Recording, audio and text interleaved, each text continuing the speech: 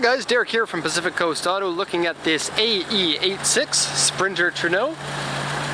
This is a JDM model with black and red Panda original paint. Pardon me, the car has been repainted, but it was originally a black and red Panda. The car's been set up for drifting or racing, one of the two, because this chassis is used for both drifting and racing. It's got the original 4AG engine with slight modifications, nothing too drastic. And the car is a really nice condition one. This is one of the better 86s that we've sold.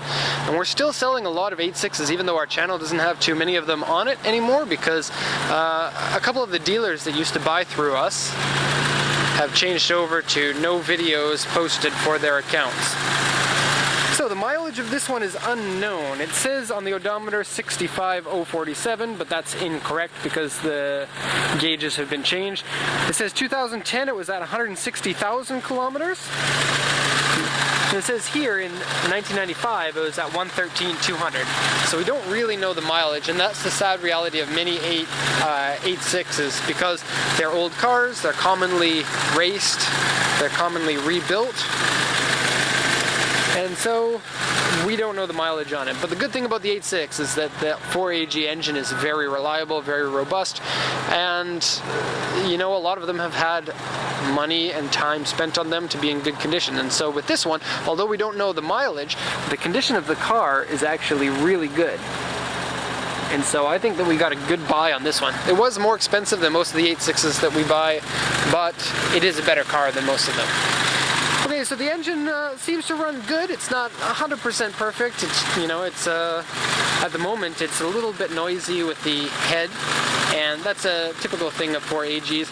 Not like it's going to run bad. It's not something detrimental, but it's a fact of the matter when it comes to solid lifter engines. You're supposed to have them adjusted every once in a while. You can run a car like this as long as you want without really having any problems other than the slight backfire and slightly reduced performance. But for the most part, I wouldn't say that anything really needs to be done to it, other than when the car lands, change the fluids, change your spark plugs, change your leads. Adjustable camber on the front wheels here. Actually, pretty aggressive front camber. Oil filter relocation kit. Sensor put in here. Aftermarket air filter. TRD wires. And the AC compressor has had the belt taken off for racing purposes. No rust in the engine bay here, and so that's super nice. Let's close the hood. Clip here is broken, as is the case on 95% of 86s. Okay, I put the headlights up on it because I think the 86 looks better with headlights up. Okay, let's look at the auction sheet before we go over the car. And look at this, it's got this weird delamination of the windshield that I've seen on so many 86s. I don't know what's going on there. Okay, let's just put this in properly here. So, 1986, it says Trueno, which is the Japanese pronunciation. I just call him Trueno because I think saying Trueno takes too much effort. This is a grade R because it's been in an accident, and interior grade D. I think that they're pretty tough on that. I'd say the interior is better than a D. 65,074 is what it says on the odometer, but there's a little star here for a note here that says in 2010, January 16th, the car had 160,000 kilometers when the car was sold at auction, and that was the official kilometers there, and so it's been an extra 5 years since then. You could probably think it's around 180, maybe 200, depends. Okay, aftermarket exhaust manifold, and I didn't mention that, but it's true. You probably saw that in the video. Aftermarket exhaust. CPU has been modified. Adjustable suspension on the car. Extra gauges from Omori brand. Bucket seats and aftermarket LSD. I will say, because I did pull the car out of the parking spot here, the LSD is the type of LSD that is super grabby. It's the kind of LSD that you want for racing, and it's the kind of LSD that you don't want for driving on the streets, because when you turn the steering wheel all the way, then the car will go gung, gung, gung, gung, gung, gung, gung when you're turning, because that's the LSD engaging and disengaging. And that's normal for this type of LSD, but it makes for a car not very comfortable on the street. The good thing about that is it's not a clutch style, so you get no slip whatsoever. When the LSD engages, it's solid and it'll stay like that. It's super reliable and used commonly for drift cars and race cars, but just a little bit uncomfortable. And the fact that this one has no power steering, like most of the ones here in Japan, not all of them, but most of them have no power steering, makes the car a little bit difficult in parking lot speeds. Okay, so roll cage in the car, it's got sunroof, and sunroof works, and there's no rust, and so double win there. Now, pretty much the whole car, well, the whole car has been repainted, but there is wavy paint and some body repair marks on pretty much every panel, and I'll show those in a second. They're not terrible. The car still looks good because red paint on the 86 is kind of a rarity. To look good, that is, because the original red paint fades really quickly, and so having a red painted car that's shiny is something that most people haven't seen out of the 86. Okay, so it says the original front lip. Now this is really neat because it doesn't look like an original front lip, but I guess this was an optional piece, and since this car is going to the USA, that's a lucky piece to have. Those pieces are now 30 years old. Where were we here? Aftermarket arms on the suspension, various. Final gear has been changed, and that was the original lip. So the final gear change is a common thing on race cars. That means that on the highway this car may have pretty high RPM. Aftermarket steering wheel. What does it say here? Spare tire and jack are missing. AC belt has been removed, so we don't know if the AC works. The catalytic converter has been taken out. Front and rear suspension has been modified and has various aftermarket parts included in them. Dash panel is coming up and warped. Kind of common on the 86s, but pretty uncommon to have one without cracks in them. They crack all along the top here and in this area here. No cracks in it, so win on that one. Okay, here it says the gauges have been changed, the mileage is unknown. The end panel, rear floor, and the front underside inner panel, I think that's what it says, or front inner panel, have been dented and repaired. Various modifications to the car, so see in person. Engine and the manual transmission have various small leaks to them, and the whole car has been repainted. And the body here says just very slight scratches and dents, various areas in the car. The car looks wonderful, and let me do a once around of the car now. All that boring stuff is out of the way, but it's necessary. And today is a little bit of a rare time because the sun, because it's so late, the sun goes behind that building, and so that means we get no high contrast on the car that you do on a sunny day.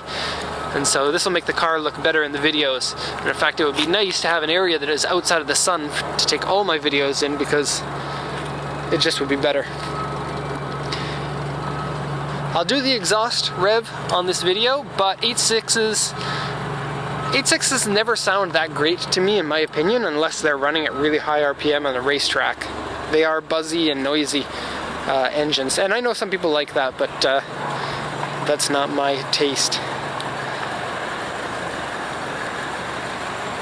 So the Watanabe wheels on there look great.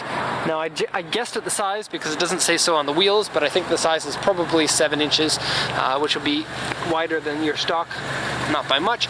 But the tires are really skinny tires. They're only a 165 that have been stretched to fit on there. You can see the front wheel is bending right over there so that it can fit in that wheel well. You've got your extra plastic bits here, so it's a lucky little thing to have because those came original on the car, and it's not easy to have a car with those still on them. You can see the wavy paint down here a little bit, and the rears have those plastic bits too, and of course the camber on the rears isn't as bad as on the front because you want to run your front camber way more aggressive than your rear.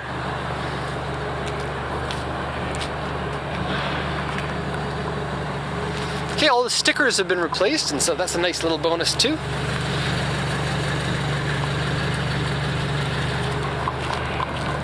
Toyota Sprinter Trueno, or Trueno, or Trueno, and red stripe late model taillights, which I remember was all the rage about 15 years ago when I had an 86. Everybody wanted those red stripes. I can only imagine how much more difficult they are to find now. The sunroof, I already mentioned it, but it does work. Let's go inside the car. Now this is a GTV model. So you have the GTV interior, which I prefer now, even though it was the cheaper of the two interiors of this generation. And that's because it holds up way better over time than the GT Apex interior does. Double bucket seats make it a little bit uncomfortable for a regular daily car, especially getting in and out. The passenger is going to be upset about that. Dashboard's in generally good condition. You got a couple of holes right here and gauges installed in it, and so I don't think that this one works because it would be reading higher. Oil pressure's at 2 bar, which is about 30 psi. Should be normal for idle in this car. Oil temperature does work, and vacuum here. Aftermarket floor mats, original shift knob in good condition, drift button for your e-brake. This one is funny, they got a water temp here and a water temp here, and neither of them work. They might be running off of the same lead. Aftermarket steering wheel, it says Tom's on it, but also says Pineapple on it. And it looks kind of like a Momo unit. Late model gauges. And these are the ones that don't have the yellow on them. Let me tell you something about the 86s. The early model ones, any part after 100 kilometers an hour, which was the limit, would have the engine would go ding, ding, ding. Now this one might still do that, I'm not sure. But those early ones had all of the numbers here were yellow, because those are the ones you're not allowed to drive in. This one doesn't have that. And it goes up to 7,500 RPM. And the Japanese model is slightly faster than the American model. I think it's like 10 horsepower or so different. It's not much. Roll cage has been installed fairly well. The back liners are broken and cracked. You can see there and there. To fit the roll cage in, I guess they had to cut it. And plastic seat covers and stuff. This isn't cracked. E-brake works. No power steering, makes it difficult to steer. Shifter is a short shift kit. I didn't mention that in the interior check video that I did of the car, but short shift kit. Cigarette burn there, or a hole, I don't know, one or the other. Headlights, of course those work. Turn those on. And they flip up and flip down without problem. Really dirty headliner. Okay, I think fun little car. The 86, if you haven't had a chance to drive this car, it is really fun to drive. They're really small, really good visibility, really nippy handling, not fast, but still surprisingly fun. And so one of my favorite cars. And we're going on 13 minutes here, so it's a little bit long of a video. We're going to end the video here, so thank you for watching, and I hope you enjoyed this video. Please subscribe to the channel if you haven't done so already. Thanks a lot, and have a nice day. Oh yeah, okay, so we missed doing the exhaust rev in the video, and so, because I promised it, here we are going to do the exhaust rev, and sorry Grandpa, the little guy is going to do his exhaust rev now, and edit it into the video later.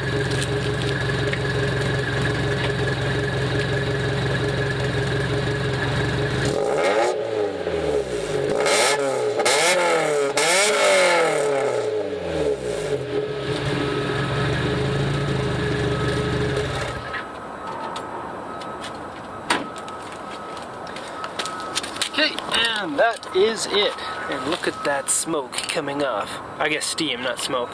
Look at that steam coming off the exhaust. Okay, that's going to be the real end of the video there. And, yeah, whoops.